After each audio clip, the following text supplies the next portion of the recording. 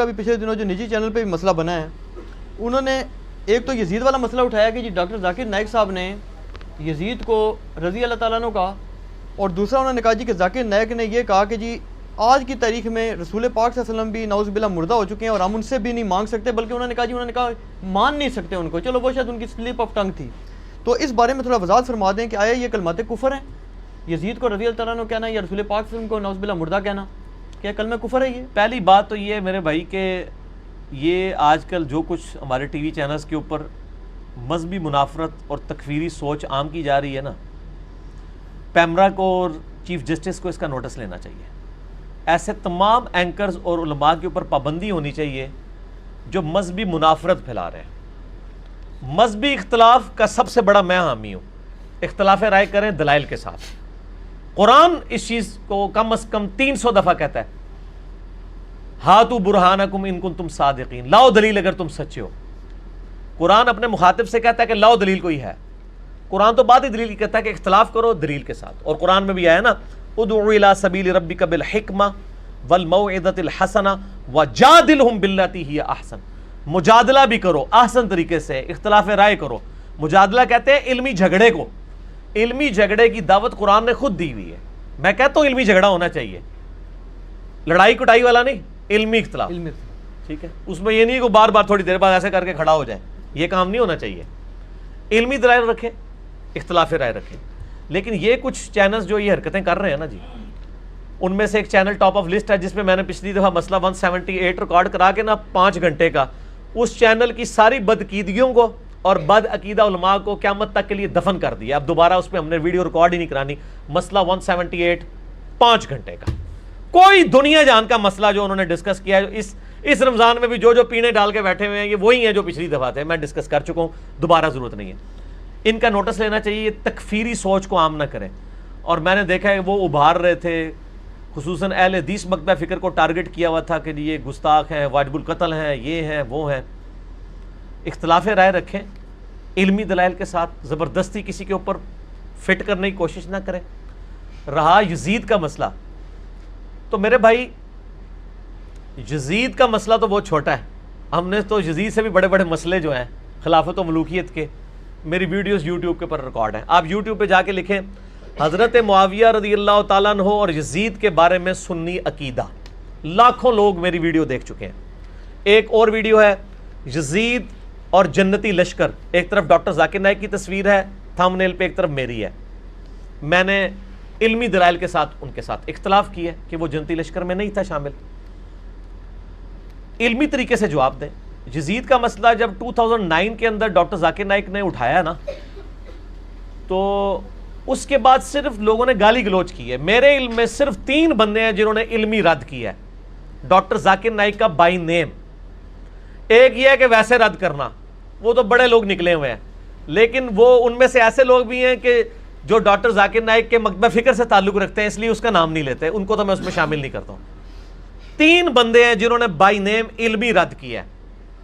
پہلے نمبر پہ مولانا اسحاق صاحب رحمہ اللہ تعالی، المتوفا 2013 عیسوی، 28 اگست 2013 کو فوت ہوئے. میں نے ان کا جنازہ بھی پڑھا، اور میرے لیے تو 2013 کا سال سمجھ لے کہ ایک غمگین سال تھا. 28 اگست کو یہ فوت ہوئے 2013 میں، اور 10 نومبر 2013 کو شیخ زبیر علی زئی صاحب فوت ہو گئے. دونوں کا جنازہ بھی پڑھا. آپ بھی بلکہ دونوں دفعہ ساتھ ہی تھے میرے، دفنانے تک ہم ساتھ رہے الحمدللہ. تو شیخ زبیر صاحب نے بھی رد کیا، لیکن ذاکر نائک کا نام لے کے نہیں کیا. بائی نیم رد اگر کسی نے کیا نا شیروں کی طرح، وہ مولانا اسحاق صاحب تھے. اس کے بعد اگر کسی نے رد کیا تو ڈاکٹر طاہر القادری صاحب نے کیا. باقی جس کو کہتے ہیں نا اس کو منطقی انجام تک پہنچانا، تو بغیر غرور اور تکبر کے، وہ صرف ایک بندے نے کام کیا ہے، انجینئر محمد علی مرزا نے.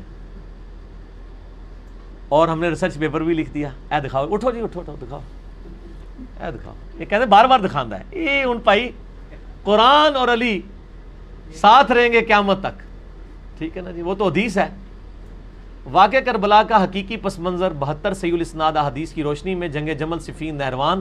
واقعہ کربلا کا پس منظر 200 احادیث اہل سنت کی کتابوں سے، عربی میں بھی، اردو میں بھی، انگلش میں بھی، ہندی میں بھی. دنیا میں جو یہ ریسرچ پیپر جتنا عام ہوا ہے الحمدللہ، PDF بھی اس کا ڈاؤن لوڈ کریں 5B ریسرچ پیپر اہل سنت پاک.com سے. اس میں میں نے یہ سارا وہ یزید والا، جنتی لشکر والا سارا اس میں وہ بھی کور کیا ہے. اور ہم نے پچھو گل شروع کی ہے حضرت عمر کی شہادت سے لے کے واقعہ کربلا تک رضی اللہ تعالیٰ عنہ علیہ السلام. تو ڈاکٹر ذاکر نائک سے مسئلہ مس ہینڈل ہوا ہے، لیکن زیادتی کی ہے ڈاکٹر ذاکر نائک کے مخالفین نے بھی. ایک اس سے تو چلے زیادتی ہوئی. انہوں نے ڈاکٹر ذاکر نائک کو یہ پورٹریٹ کیا کہ ڈاکٹر ذاکر نائک نعوذ باللہ سیدنا حسین علیہ السلام کے مخالف ہیں. توبہ توبہ توبہ. بھائی ڈاکٹر ذاکر نائک نے اسی ویڈیو میں کہا تھا، جس ویڈیو کو یہ اٹھاتے ہیں، جس میں وہ امام ابن تیمیہ سے ڈسیو ہو کے انہوں نے جنتی لشکر والی بشارت فٹ کر. حالانکہ ابن تیمیہ بھی کوئی یزید کا سگا کوئی نہیں تھا. ابن تیمیہ بھی کہتے تھے میں اس سے دنیا کے بادشاہوں کی طرح ایک بادشاہ مانتا ہوں، خلیفہ راشد نہیں مانتا منہاج السنہ میں. لیکن دوسری طرف جنتی لشکر کی بشارت بھی فٹ کر دی جو آج تک اہل حدیث کو فٹ ہوئی ہوئی ہے. ایک غلطی وہ ایک بزرگان دین کر گئے نے انہوں نے، وہ فٹ ہے. اچھا، ڈاکٹر ذاکر نائک نے اسی ویڈیو میں کہا تھا کہ آج کی ڈیٹ میں جو حضرت حسین کا قاتل ہے یا اس کی مدد کرنے والا ہے، میں اس پہ لعنت بھیجتا ہوں. اس کا موقف یہ تھا کہ یزید ڈائریکٹلی انوالو نہیں تھا، وہ انڈائریکٹلی بھی نہیں مانتے. تو یہ ایک اس کو علمی غلطی لگی نا. ایک بندہ کہتا ہے میں یزید کو مانتا ہی نہیں ہوں کہ اس میں شامل تھا حضرت حسین کے قاتلین میں، وہ یہ کام کر ہی نہیں سکتا. تو سر آپ اس کو بینیفٹ آف ڈاؤٹ دیں گے نا. جس طرح ڈاکٹر اقبال جو ہیں، جن کو سارے کی الامت مانے ہوئے ہیں، وہ امام مہدی کا انکار کرتے ہیں. وہ کہتے ہیں مہدی کا عقیدہ ہی فراڈ ہے. تو میں نے تو آج تک کسی بریلوی دیوبندی اہل حدیث شیعہ کو نہیں سنا کہ ڈاکٹر اقبال تو منکرین حدیث تھا، وہ تو مہدی کو نہیں مانتا تھا. چلے اس ویڈیو کے بعد بھی کوئی جرت کر کے بتائے کہ جی ان کی خدمات دیکھیں، وہ اصل میں ان حدیثوں کو صحیح نہیں سمجھتے تھے، بینیفٹ آف ڈاؤٹ دیں. ڈاکٹر اقبال امت کے اجماعی عقیدے کو جو امام مہدی کے بارے میں انکار کر دیں تو ان کو بنا بینیفٹ آف ڈاؤٹ ملے گا.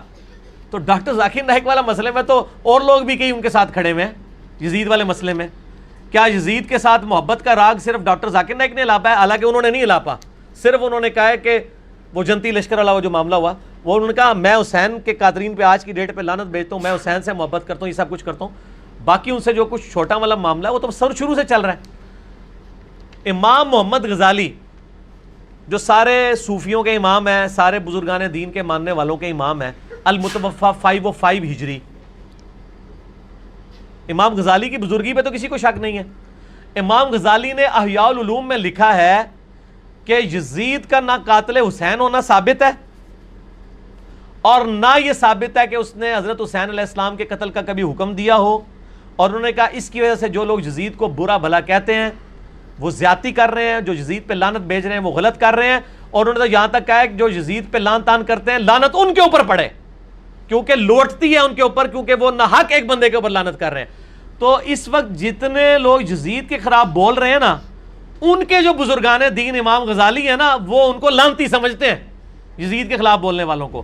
تو اب میں ان لوگوں سے جو ٹی وی چینل پہ آ کے کہتے ہیں ڈاکٹر ذاکر نائک نہیں ہے، ڈاکٹر ذاکر نالائق ہے، وہ آپ کے پنڈی کے ایک مفتی صاحب ہیں، نام نہیں میں لیتا، سب کو پتہ چل جائے گا. وہ کہتے ہیں ڈاکٹر ذاکر نالائق. تو میں اسے پوچھتا ہوں ڈاکٹر ذاکر تو نالائق ہوئے، اور آپ کے بزرگان دین امام محمد غزالی المتوفا 505 ہجری 505 ہجری جو پوری تصوف جن کے اوپر کھڑی ہے، وہ تو کہتے ہیں جو یزید کو پہ لعنت بھیجے اس پہ لعنت لوٹے گی. تو انہی مفتی صاحب نے جو پنڈی والے ہیں، انہوں نے نجی چینل کے اوپر کہا یزید لعنتی. تو مفتی صاحب امام غزالی آپ پہ لعنت بھیج کے گئے ہوئے ہیں، تو آپ ذاکر نائک کے اوپر تو بعد میں آئے، پہلے اپنے بزرگوں کے اوپر. اب آپ فیصلہ کریں آپ دونوں میں سے کس پہ لعنت لوٹ رہی ہے. ہاں انجینئرنگ کی تھی میں کہ امام غزالی فرما رہے جو یزید تے لعنت بھیجے وہ لعنتی، اور پنڈی والے مفتی صاحب نے کہا ہے کہ یزید لعنتی. ان پنڈی والے مفتی صاحب دے اپنے اتنے لعنت آئی ہے یا یزید اتنے گئی ہے یا امام غزالی اتنے گئی ہے؟ پھکی ساڑھے کو تو پھر اس طرح دے جواب جے. اے کلپ چڑھے گا نا انشاءاللہ تعالیٰ سارا دی طبیعت صاف ہو جائے گی. ہم سب کو ایک اصول پہ غلط سمجھتے ہیں. میں نے امام غزالی کا رہا آپ کو پتہ ہے 2014 میں مسئلہ 101 ریکارڈ کرایا تھا، خلافت و ملوکیت صحیح مسئلہ خروج اور فکر حسین حق پرستی کی علامت ہے.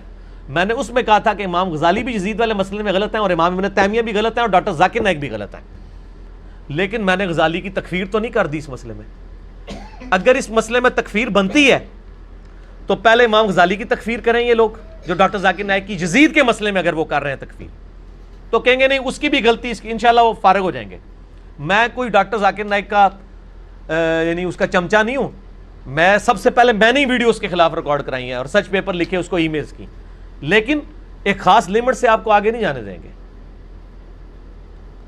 حضرت امیر معاویہ رضی اللہ تعالیٰ کی غلطیاں بخاری مسلم سے ضرور بیان کریں, ہم آپ کو نہیں روکیں گے, لیکن آپ جب ان پہ لعنت کرنی شروع کریں گے پھر ہم حضرت معاویہ کے دفاع کے ساتھ کھڑے ہو جائیں گے کہ نہیں, جو بندہ فوت ہو چکا ہے اس پہ آپ کو لعنت کرنے کا حق نہیں ہے, جو صحابی بھی ہو.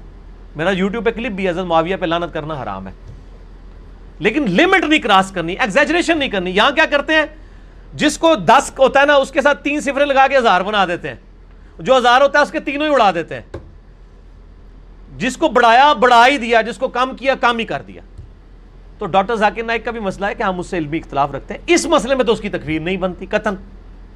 اگر بنتی ہے تو ڈاکٹر ذاکر نائک سے پہلے امام غزالی نے یہ کیا, پھر ان کے بعد جو عبد المغیث نامی ایک بہت بڑے عالم دین گزرے ہیں جن کے رد پہ کتاب لکھی تھی امام ابن جوزی نے, الرد علی المتعصب العنید المانع من ذم یزید, یہ اس سرکش کا رد ہے جو یزید کو برا نہیں کہتا.